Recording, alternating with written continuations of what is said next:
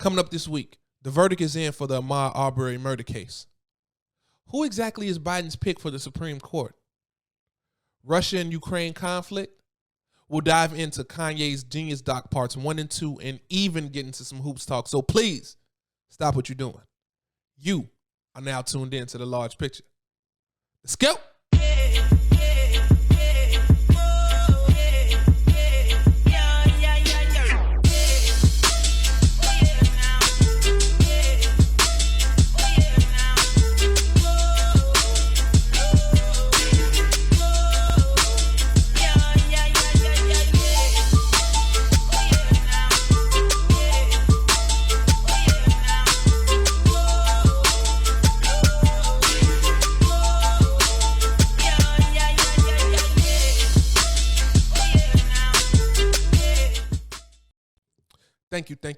Thank you for all of you tuning in to another episode of The Large Picture with Javon Berry. Please give yourself a round of applause. But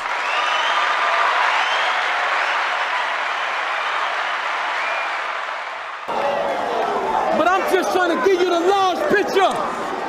Before we start the show this week, please remember to subscribe, like, share. Anywhere you see the show, just go ahead and do that for us, man. We're trying to create something dope.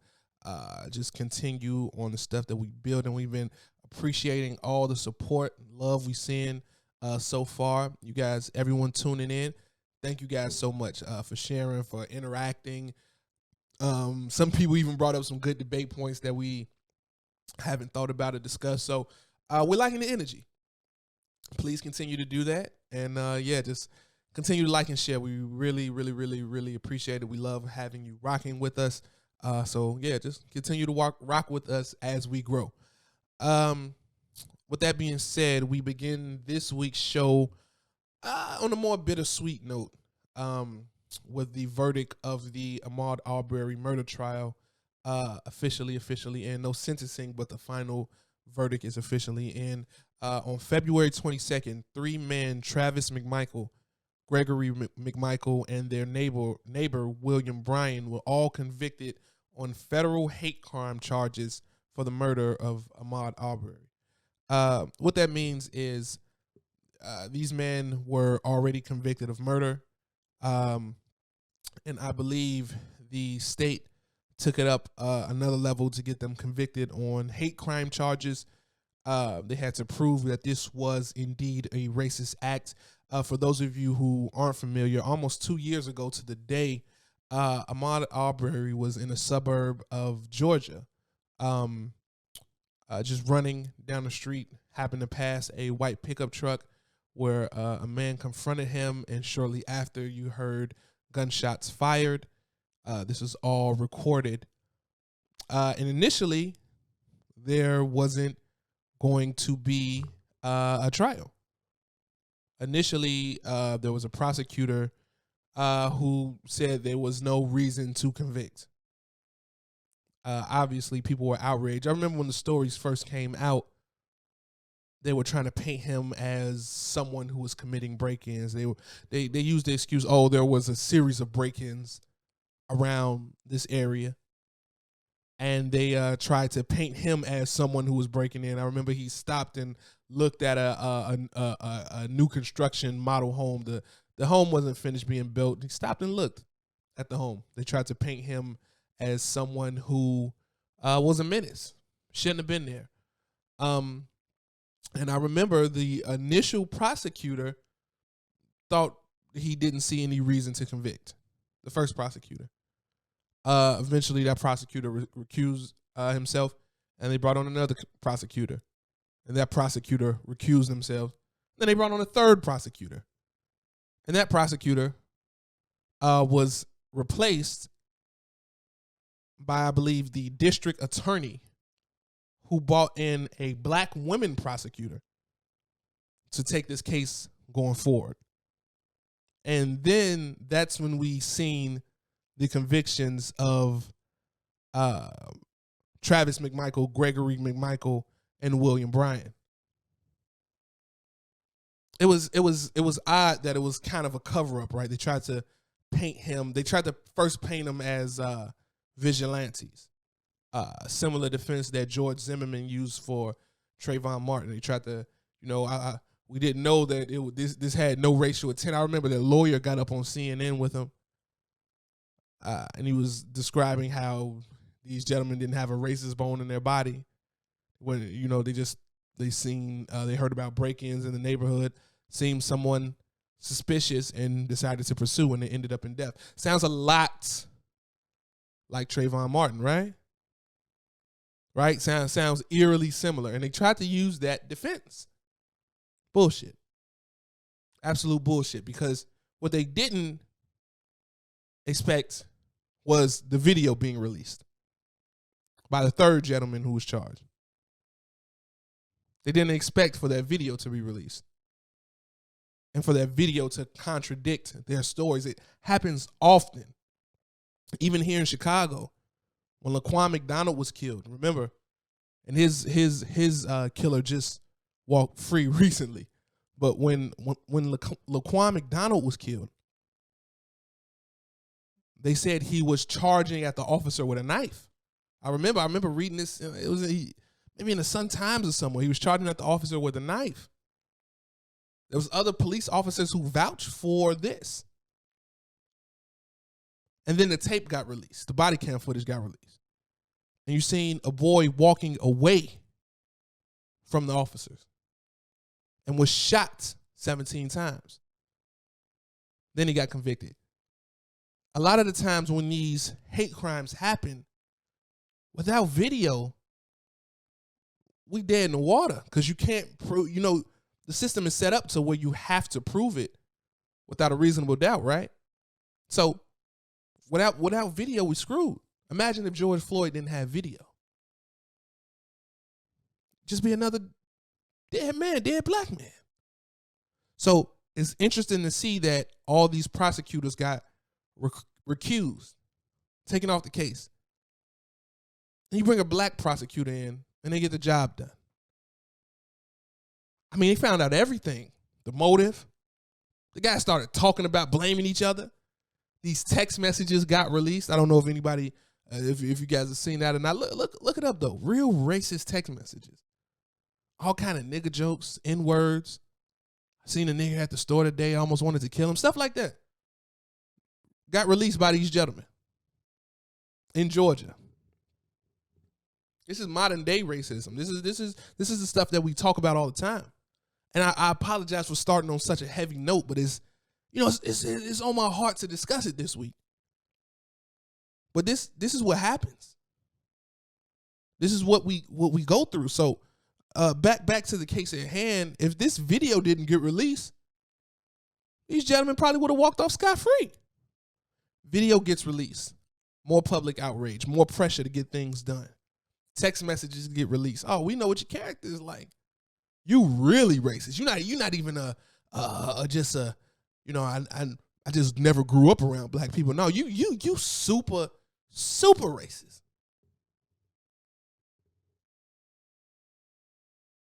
It's sad. And that's why I say it's bittersweet, because it's sad that boy had to lose his life. But for these 3 white men to be convicted on federal hate crime charges in Georgia, that's a win. And that gives credence to a shift in the paradigm, a shift in what we see in culture and what we see in government. We're not going to continue. Things are not going to continue to look this way. Things are not going to continue to be this way.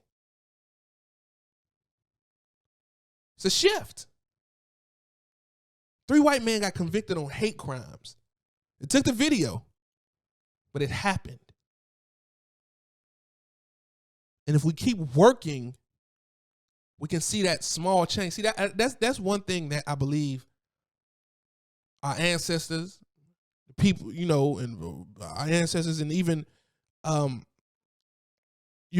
people of the civil rights era had above us.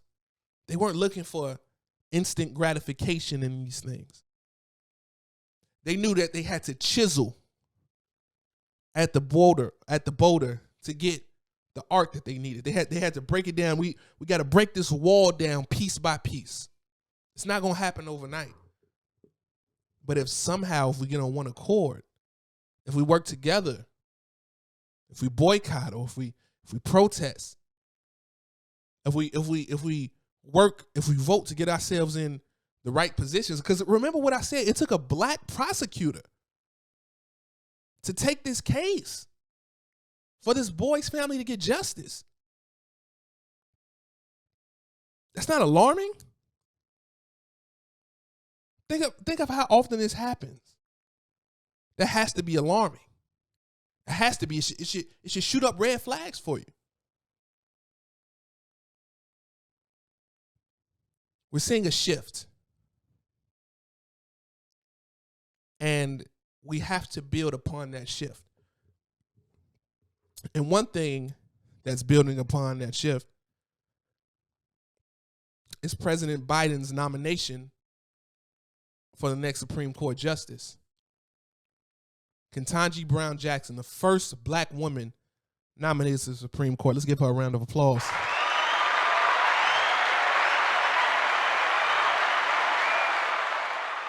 This is the president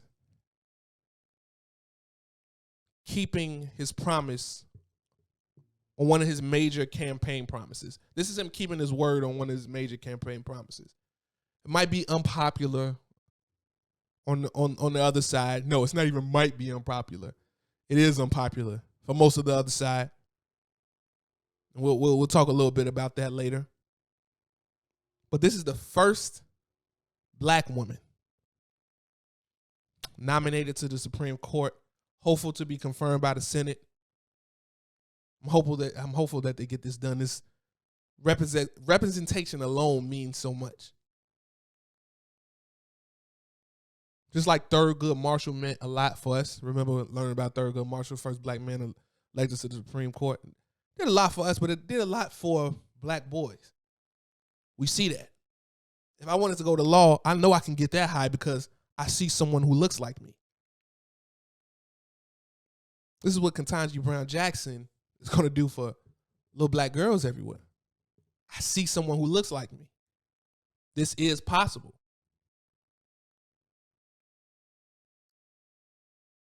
It's a beautiful thing, man. It really is. And I am glad Biden stood firm in that. I can just think of just so many things, things like women's reproductive rights get kicked to the Supreme Court. You understand, do you understand what black women go through in hospitals with doctors? The statistics on all of this? Now you potentially have a black woman in the highest office in the land in her profession, making decisions on that. This woman was a public defender. She worked with underserved communities, people who couldn't afford the best. This is exactly who you should want, right? It's like a no-brainer. Should be a no-brainer. But some people it's not. We're going to bring back our old buddy from Fox News, Tucker Carlson, to give his thoughts on Biden's Supreme Court pick. Here we go. Good evening and welcome to Tucker Carlson Tonight. Let's say you really didn't care about the country you lead.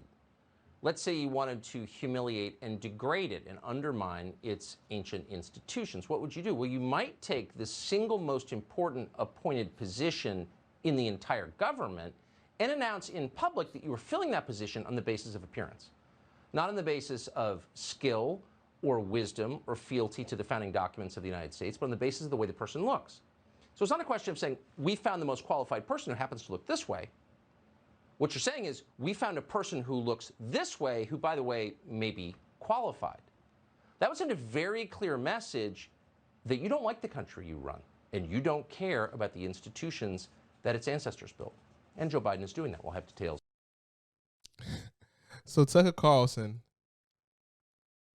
is basically saying because Biden nominated a black woman to the Supreme Court that he's undermining democracy and he doesn't care about this country. Ladies and gentlemen, like I discussed on a previous episode, white supremacy shows its ugly face in so many different forms. And like I told you the other episode, what was it, like 4.5 million viewers a night Tucker Carlson gets? Just like he spread that fabricated lie about the crack pipes. When it came out of his mouth, when he said Biden was paying black people to smoke crack. Now he's saying the first black woman nominated to the Supreme Court is undermining democracy. She doesn't deserve the role. I've heard people go on Fox News and say this is an affirmative action pick. Why would they do that? Why would they say a pick of a black woman is threatening democracy? Because it's not. Black woman is equally as qualified as anyone else to sit up there to make decisions on a country. You should want your Supreme Court to look like the country, not just old white men, right? You should want that court to look like the country. It should be diverse because that's what the country is. The government works for the people, so in turn, the government should look like the people, not just one subset of the people, but everyone, right? You're talking about a woman who's overly qualified, overly cum laude from Harvard Law, in law for over 25 years, nominated by President Obama as a U.S. district judge and as the vice chair and commissioner of the U.S. Sentencing Committee in 2013. Nominated by President Biden as a U.S. Circuit Court judge in 2021, and now as a Supreme Court nominee. The woman is overly qualified. This is all stuff that you can look up. But for some reason, Tucker Carlson and Fox News wants you to think that this black woman is not qualified, or Biden just made this pick for appearances. See, not this episode, but soon, we're going to have a conversation about the racist rhetoric that Fox News pushes, why it's allowed, and how they do it. We're going to talk about that soon because it's important. And if you don't pick up on these little nuances, if you don't pick up on these dog whistles to this base to fuel this divide and hatred, I just told you in 2 back-to-back episodes, this same guy told you in one episode, black Americans are getting paid to smoke crack. And in another episode, the black Supreme Court nominee is not right for the job. This is real life that's happening. If you influence people's perception, you can control their decisions, right? You're creating an alternate reality that's not happening. And that, ladies and gentlemen, is the difference between both sides. This is a point that I don't even want to get into a tangent on this, man. It's just white supremacy at its core. That's all it is. It's white supremacy at its core because her nomination is not threatening democracy, Tucker Carlson. You know what it's threatening. It's threatening your way of life. It's threatening white supremacy. Having a black woman to make decisions, to have a voice in this country is threatening white supremacy. This is not the way that it's gone. A woman is up there. A black woman is up there, let alone a woman is up there making decisions on this country. Yes.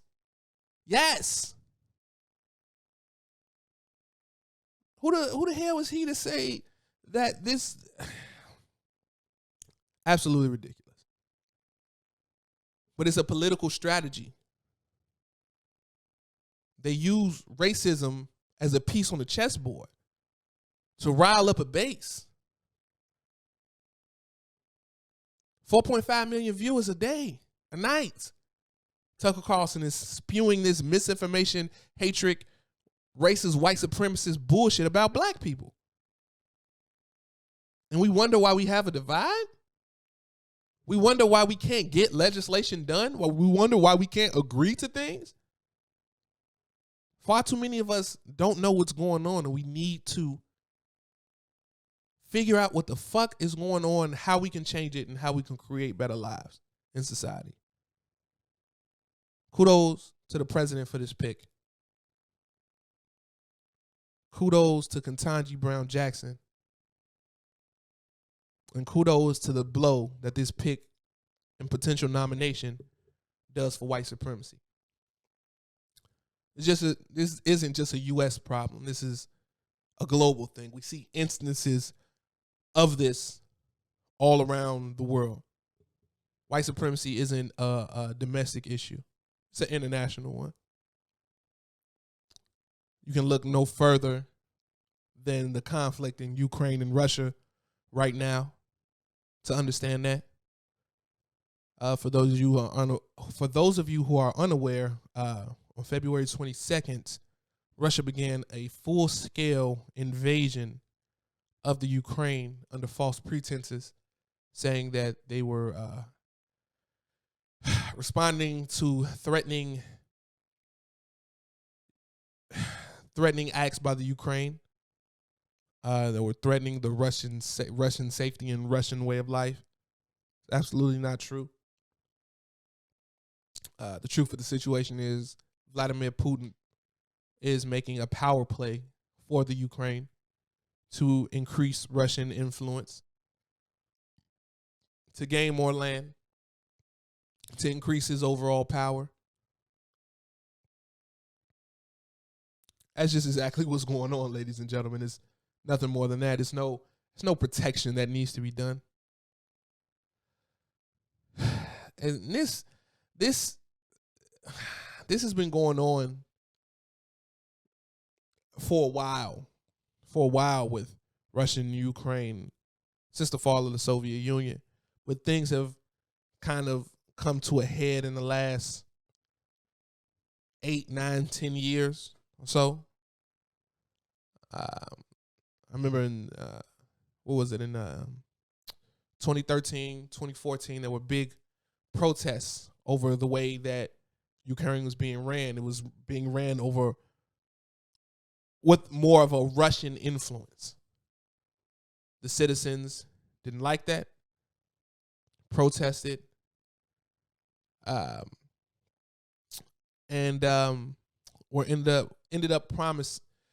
were promised a certain way to be governed by the then president.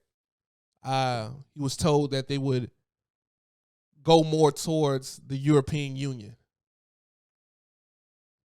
right? They wanted to be more like the European Union. Talks of joining NATO.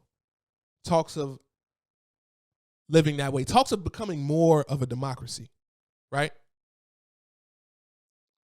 The president gets elected, and he steers them towards Russia, to live more like Russia. Citizens protested. There was an uproar. A lot of people died. They ended up overthrowing this president and started to work towards living a more democratic lifestyle. Vladimir Putin did not like this. As I stated, he didn't want Ukraine, someone so close to Russia, becoming more like the other countries in the European Union, becoming more like Poland. He wanted somewhere where he can have influence. So because of that, this is where we are now. Now, there have been reports that former President Donald Trump has went around stating this never would have happened if he was in office. Putin wouldn't dare invade Ukraine if he was in office. And it might be true, but not for the reasons you think. But, it's odd that a former president praises Vladimir Putin. A former U.S. president praises Vladimir Putin so much. This is like kind of eerie to hear, but we have a clip here. Let's listen to the former president and his thoughts on Vladimir Putin. Trump said Putin's smart. I mean, he's taken over a country for $2 worth of sanctions. I'd say that's pretty smart. He's taking over a country, really a vast location, a great piece of land with a lot of people and just walking right in. This would have never happened, ever in a million years would have never happened. And I know him very well. I know him probably almost as well as I know anybody in this room other than Doc Ronnie. Doc Ronnie knows me. Where's Doc Ronnie? Doc Ronnie. That's the former president basically contradicting himself, but somehow weirdly showing praise for, can you even call Putin a president, for Russian president or Russian dictator, whatever you call him? He's showing praise for Vladimir Putin while saying it never would have happened if he was in office. And I agree, actually. I don't think Putin would have invaded Ukraine if Trump was still president, because he wouldn't have a need to. Under Trump's regime, remember there was a big scandal where Trump withheld $400 million in military aid to the Ukraine to try to fend off Russia. Remember, Trump was trying to do a quid pro quo and get them to get dirt on Joe and Hunter Biden. Remember? That was a thing. That was a thing. Or when Trump said was the city Crimea, the one that Russia took in 2014 from the Ukraine, basically saying that Crimea belongs to Russia, showing his support for Vladimir Putin. So even trying to weaken NATO in his time there, or break other treaty agreements in the interests of other, well, we don't know what those foreign interests are, but no, Putin wouldn't have a need to invade Ukraine if Trump was president, because Trump would just help weaken Ukraine and play bid to Putin's interests. You see his base now. They're telling it's everywhere now. They're telling you why don't you like Vladimir Putin? He's just doing what he had to do. Innocent people are dying. Innocent people are dying for a selfish war, from a power hungry man, and we got support over here. It's funny because some of the old school Republicans, like Ronald Reagan, is probably rolling over in his grave right now, thinking that his beautiful GOP is even contemplating supporting Russian interests. Right? It's like a warped reality. And it just begs the question, a question that was going on all through Trump's presidency. What the fuck does Russia have on this man? It's crazy. So right now we see a war between Ukraine and Russia, and this is like I said, Vladimir Putin just trying to push his expand his empire, basically.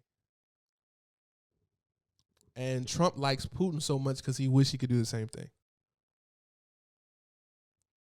That's it, folks. These are just white men trying to expand white supremacy, locally and foreign and internationally, domestically and internationally. It's all the same shit. All the same shit. So just be aware, be clear, and understand when it does come time to vote, who you're voting for and why they are doing this. It's odd, man. It's just, God, man. I don't know.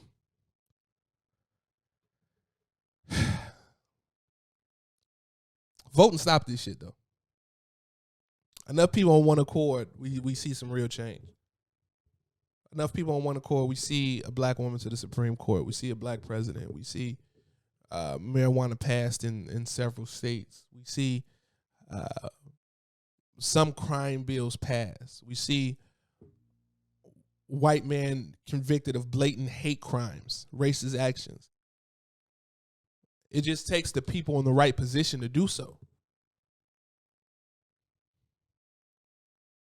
We need leaders. We do. We need more leaders. We need more people speaking out about this. We need more people doing exactly what I'm doing right now, speaking out about it. Trying my best to inform, to let people know what's happening, what's going on, right? We need more of that. Because if you don't, if you lay down, if you continue to be ignorant, then you got old white men doing whatever the hell they want with the country. And usually that's not in your best interest. Period. I don't care how many pictures they take with black people. I don't care how many Kodak Blacks or Lil Waynes they pardon from jail. Their overall goal is not in your best interest at all. And you see it by the legislation. You see it by the restrictive voting. You see it by Trump supporting Joe Rogan, telling him don't apologize for calling black people niggers and planets of the apes. You see it in the Russian interference, fake bot pages that have been proven that act like Black Lives Matter pages to divide division, or act like white supremacist pages to divide division. Both. Run by Russian intelligence. It's proven. You ever seen the movie The Great Hack? No, not even the movie. Have you ever just done a bit of research? This shit gets deep. It gets deep. We need leaders. We need people who going to spread the word, who's going to help.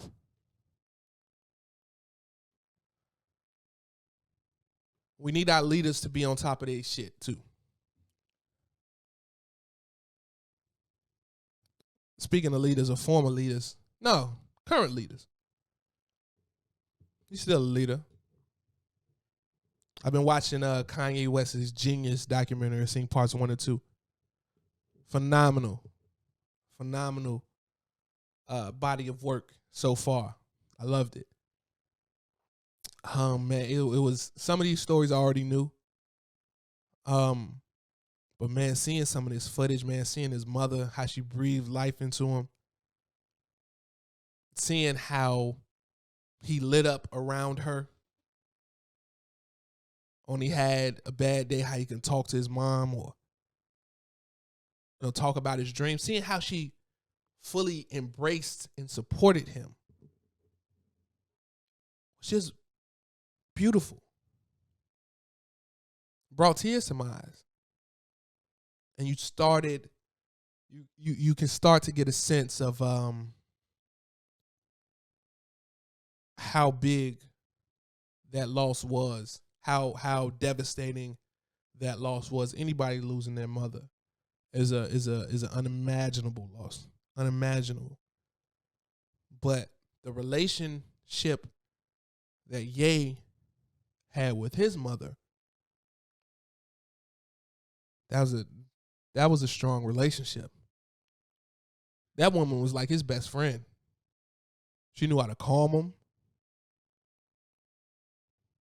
When she spoke, he just was quiet and listened, and you could tell that he loved and cherished and respected that woman. You can see the effects of her no longer being here, and why that would drive Kanye to some of the places that he's been. But overall, man, these first 2 parts was beautiful to see. I did a bit of dissecting. Like I said, I knew some of these stories. I didn't know the Rockefeller. I didn't know the Rockefeller all falls down, break into the office story. That was cool to see. All Falls Down is a hit, And I know a lot of folks were saying, man, how they didn't know this, this all falls down when he first heard it or whatever. Wayno, who was on Everyday Struggle, he's a current A&R at Quality Control, was back there in them Rockefeller days, was actually in a video. And he got on Twitter and talked about it and was like, man, listen, that was like the 10th time he did that. Like, even if the song is dope, like people, like, folks was just trying to work. if you see something like 10 times, you're going to be like, hi, man. I'm trying to do my job. I'm trying to do my day job. Don't take away from the greatness of the song, though. The song is College Dropout, the album is phenomenal. But just seeing the start that he was on, just seeing the grind that he put on, it was dope to see. Kind of brought me back to that Drink Champs interview that he did, where he shit on the backpackers, saying how he used the backpackers. When he shit on Kweli, when he shit on Just Blaze, it brought me back to that because you seen how they were so instrumental in his career. Kanye said he seen Just making 3 beats a day.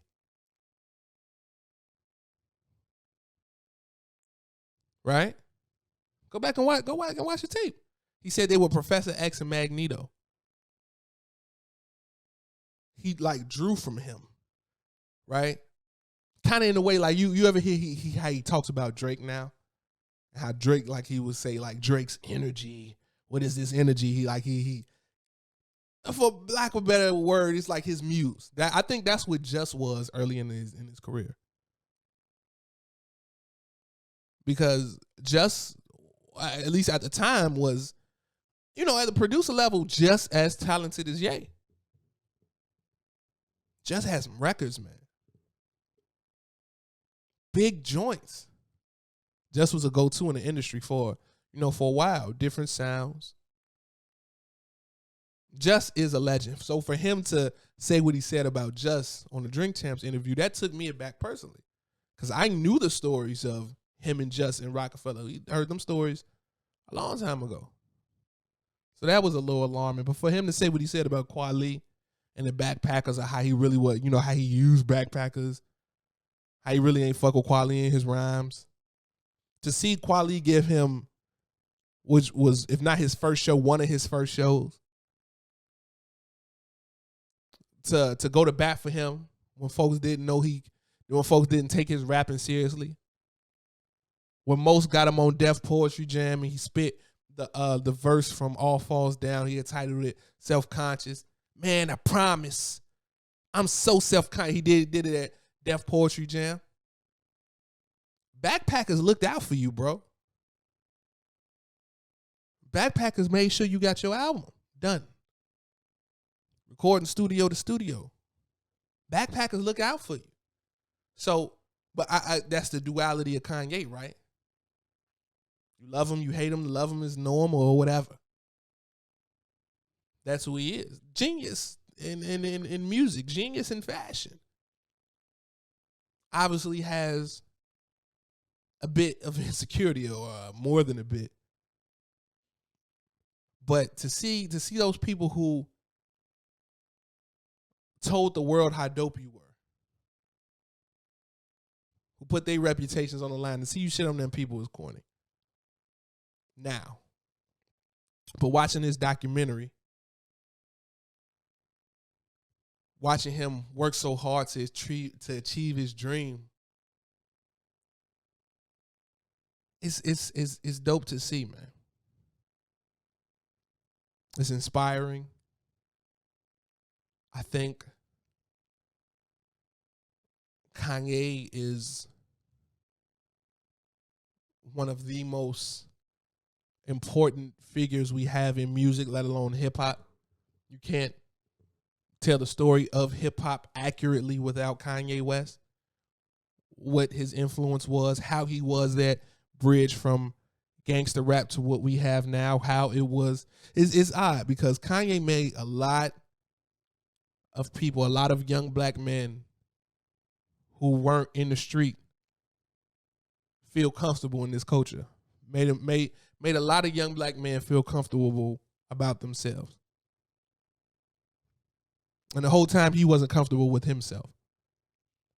And we'll dive into more of that later. But like I said, just for the first 2 parts of this doc, seeing what he went through to shoot the Through the Wire video, it's dope. It's inspiring. Seeing what he went through to record College Dropout. And then finally getting that acclaim. Finally winning the Grammy. Finally building that buzz. Finally getting that respect. It's a beautiful thing to see. I cannot wait to see the third and final act. We'll get back on here and give big reviews on it. But it's dope to see. Really, really dope to see. Now, I want to talk about something that's near and dear to my heart, man. Recently,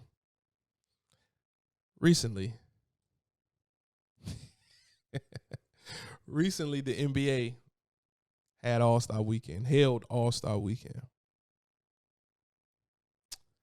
And you know what? We're gonna pause really quick and come back with a guest. Give me 1 second.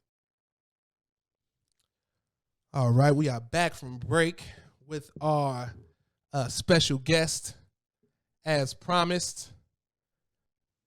My granny. Granny, are you there? Hey, Granny. Hey, Granny. Hey. Welcome to the Large Picture Podcast. Give yourself a round of applause, Granny.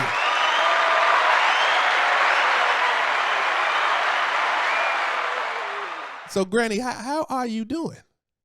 I'm doing fine, Granny. Okay, let's stop this faking. What? Let's get this shit over with. Wait, what, Granny? I was trying to see how you were first. Yeah. Let's get to the point. Okay. Right? Oh wow, Granny, I know what you want to talk about. Okay, Granny. Wait. Okay. Whoa. Trying to run the show here. Okay. I got theoretical millions of fans. Theoretically, millions around the world. Right. Mm-hmm. Okay. So the first thing I want to talk to you about is All-Star Weekend. Can we talk about? Really? Can we talk about All-Star Weekend? Well, sure we can. Okay. So All-Star Weekend recently passed. Mm-hmm. Can you give me your thoughts, what you felt about All-Star Weekend? The only thing I liked about All-Star Weekend was the Rising Stars game and the actual All-Star game. You like the Rising Star game and the actual All-Star game? Yeah, everything else sucked. Whoa, Granny. Everything else sucked. You ain't like 3-point contest? No. You ain't like the 3-point contest? Your boy won. Ain't your boy Carl Anthony Towns? Yeah, he one of my boys, but All-Star Saturday night sucked. Why did All-Star Saturday night suck? Because it sucked. Did you not see the dunk contest? Well, that's what I wanted to talk to you about. What was your thoughts on the dunk contest? Because I got some thoughts about the dunk contest. What was your thoughts about the dunk contest? I told you it sucked. Well, Granny, this was well. First, we got to give an applause to Obi Toppin because he won the dunk contest. Yeah, somebody had to win. Did you see Shaq's face? What'd you say, Granny? Did you see Shaq's face? What was Shaq's face? What was his face looking like? Did you see his face? I seen it. I need you to describe it to the listeners for me. Not one smile. You know, Shaq always smiling and clowning. Yeah. Not one smile from Shaquille O'Neal. Well, so this dunk contest was very, very bad, Granny. Yes. So much so that I think I'm starting a petition. You ready for this? Okay. To defund the dunk contest. Granny, I think we need to defund the dunk contest. No, I think we need to get some real dunkers in there. Well, okay. I'm going to tell you my plan first, and then you tell me your plan. Right? Okay, ready? Okay. My plan is to defund the dunk contest, take the money from the dunk contest, and move it to a one-on-one tournament as the highlight of All-Star Saturday night. One-on-one? One-on-one. What you mean? Like James Harden versus Kyrie. One-on-one. I'm just saying one-on-one. Or KD versus John Morant. Or whoever you want. Who you want to see. One-on-one tournament. You want to see that or the dunk contest? You know who I like to see? Who you like to see, Grant? Ja versus Steph. Ja versus Steph one-on-one? Yeah. That'd be nice, wouldn't it? Yeah. Who you think to 11? Who you got? If I had to pick one? Don't say nothing crazy, Granny. Hell no, Granny. Don't say nothing crazy, Granny. Hell no, Granny. Granny. You know, Ja be doing that crazy shit. So, I don't know. He might get Steph a run for his money. You know what I'm saying? You know what? I like John Morant, so I'm not even gonna say nothing bad about him because I love Ja Morant. I like John Morant, his game. But you know why I really love Ja Morant? Why, Granny? Because he drives to the basket. Yeah, he do. You don't see much of that anymore these days. You don't think so? No, everybody trying to shoot threes. Everybody trying to be like Steph, huh? Yeah. Mm-hmm. Yeah. I know one person who ain't trying to be like Steph. He do some twists and turns, and that shit is amazing, man. I know one person who ain't trying to be like Steph. Who is that? The point guard. Oh, please. CP3. Yeah, he all broke up. So what you talking about? Granny, you just being disrespectful, Granny.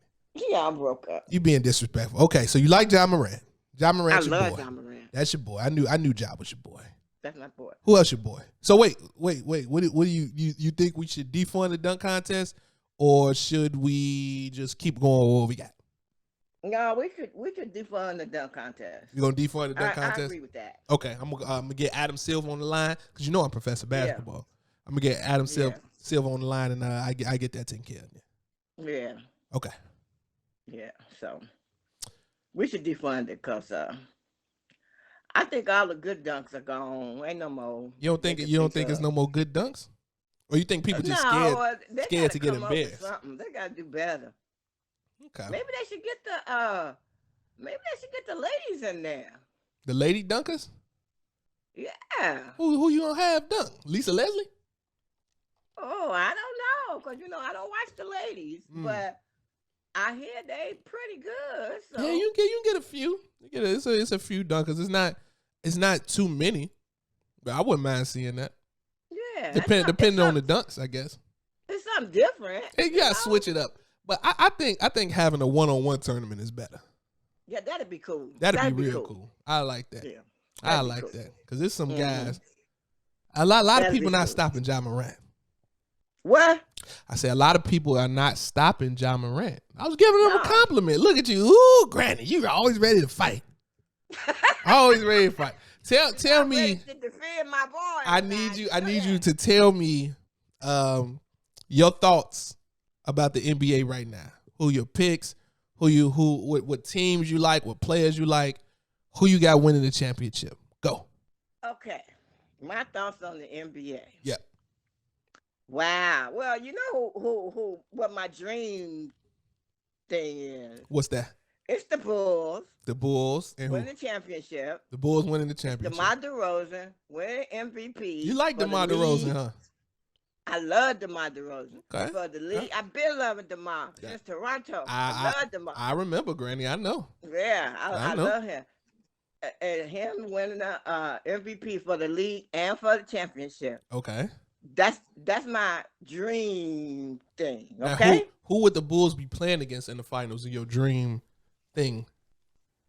Honestly, they'd be playing against Memphis. You and this John Morant. Yeah. They'd be playing against Memphis. Okay. Steph got his, okay? Okay. Steph got his. Phoenix, they okay, but they good. Yeah, but I've never been a big Phoenix fan. Well, it's not about the team, Granny. I like Devin Booker. Devin Booker, nice. Hey. Well, to me, that's what it is. You ask me. Okay. Who I got. You right. You got, Professor. You right, Granny. I'm sorry. You right. Okay. Who you got? That's the Bulls against Memphis. The Bulls against Memphis, and you got the Bulls winning Well, the championship. Bulls winning everything. With the Bulls winning championship in how many games? 7. 7 games. Much basketball. Clap it up for Granny. That's right. That's what I'm talking about, Granny. Enough, much basketball as you could get. I know, because after that, I'll be depressed for 2 weeks. I ain't gonna have no more. I'm gonna stay in the bed for 2 weeks. Because I ain't gonna have no more basketball. Okay. Yeah. So what about some of the other teams in the East and West? You got the Bulls winning. What about the Miami Heat? What about? You know I love Miami. Well, you just you put them out the picture. You said the Bulls was gonna take it. What you asked me? Yeah. What I said. Now, if the Bulls don't do it, then I want Miami to do it. What if Miami don't do it? You want Philly to do it? I want anybody except Philly. Whoa! No Wait, Philly. Granny. No Philly. Granny. I'm sorry. I love Doc. I love Tyrese Maxey. That's my boy. The other two. Ugh. Granny. Ugh. Are we hating on Philly? We hating on the Joel and James comedy hour. Oh You know my what I'm saying? goodness, this is ridiculous. It's the Joel and James show. Now why are we hating on Joel Embiid and James Harden? Joel Embiid. Why? and Why? James Harden. Why, Granny? Why are we hating Because on? they're putting on the show right now. What you And mean? Everybody all happy because they did good in 2 games. Hell, Javon, they played the Wolves and they played the Knicks. They were supposed to win those. Granny, you being disrespectful to James Harden and Joel Embiid. They were supposed to win those 2. What did they play a real team? Then let's see what's up. What you mean? What's up? This James Harden and Joel Embiid. Listen. It's all about the Javon, Jays. That's why I'm rocking with him. It's all about the you Jays. Get on my bandwagon because Joel, Embiid James, is Javon. over. They should sign me. Shut up. They signed me. It's over. Romance with Joel Embiid is over. James Harden came in and stole your man. You know, so cause they are getting on my nerve. Why they got to do press conference together? Well, Granny, that's what You know, everybody do. See, Granny, though, with Zach Why they Levine, gotta, with Zach why Levine and they DeMar gotta DeRozan make was it doing. heartwarming and tweet, you know, and all this kind of shit. What James Harden doing, dancing and happy? He could have played like that in Brooklyn. Well, Granny, he ain't want to. You know, it was some fishy stuff going over there Ain't in no Brooklyn. thing about what you don't want to. You're a professional. You're supposed to play your game wherever you are. You're a professional. Don't be whining and shit. They're both whiners. Joel a whiner, so he went to school, and James Harden a whiner. They whine. Well, So there. I don't know. That's my opinion. Anybody but Philly. Come on, Cleveland. Granny, that just sound like some hateration, holleration. You always say I'm hating when I don't like what you like. Well, no, it's you. Well, yeah. Well, yeah. Granny, you can't. Always that. It's always that. No, but what I'm saying is you're not even like giving them a shot. This is Joel Embiid and James Harden. I'm not saying you. I'm gonna keep reminding you. You said my stuff, not your stuff. Okay, Granny. My stuff, and Okay. I said anybody else but Philly. I understand. I get it. This is my stuff. I know you don't agree with me. Okay. Well, I agree with you on some things. I like John Morant. You don't agree with me on Philly and your boy. Well, like I said, James Harden that took your man from you. So I don't know why you still like it. Damn, your bromance with Joel is over. Well, Granny, I called this James Harden trade months ago. Well, yeah, I know you did. I called him months ago. I know, Granny. So what else for you? You finally got one right. Finally got one. You know what, Granny? I just can't.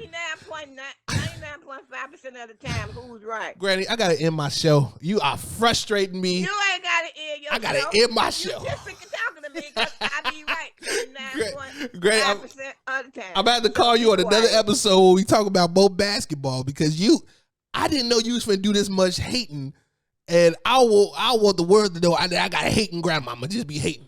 Well, I bet you I got somebody that agree with me, man. Well, so, haters usually travel in packs, so that's right. But we are not haters.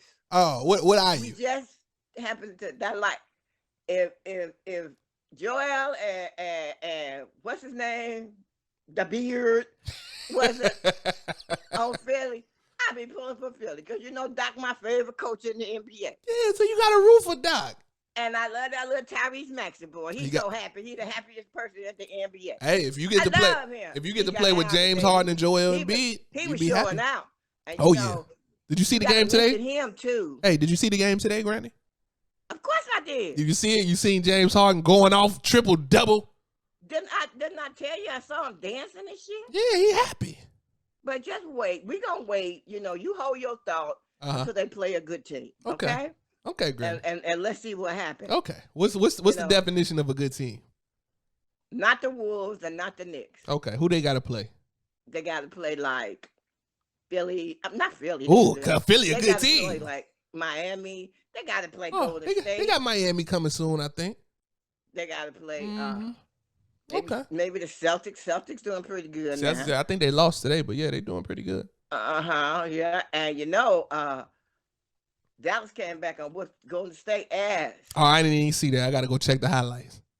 Don't forget it. Golden State had 21-point lead. Luka cussed his teammates out, and then they went crazy. That's what happened? They came back and won. Oh, okay. When I get done recording, I'm going to go see the highlights. Yeah, Luka got mad at them. Okay. Yeah. Him and that damn Spencer Dinwiddie. They was cutting up. Who was cutting up with Luka Granny? Spencer Dinwiddie. Spencer Dinwiddie. Spencer Dinwiddie. Okay, my Granny. I'm really about to wrap up the show though, Granny. I love you. Thank you for calling in. Ladies and gentlemen, thank you for tuning in with my Granny, Helen Berry. You got anything else you need to say, Granny? I will be calling you back. Oh, okay. Most definitely. I love you. On one of these other shows. Oh yeah. Be calling you back. Oh yeah. You can be my lead NBA correspondent. All right. Because I got the hookup. So yeah. I love you, Granny. Thank you for calling in. Okay, love you too, Granny. Bye. I love my grandmama so much, man. So much. We literally sit up and talk about basketball all day. Ladies and gentlemen, I hope you enjoyed the show. Thank you for tuning in. We covered a wide range of topics today. Please, like I said, at all times, whenever you see the show, anywhere, just like, share, support, get the word out. We are trying to grow the base to something bigger and greater. This has been another episode of The Large Picture with Javon Berry. Thank you all for tuning in. See you next week. Peace.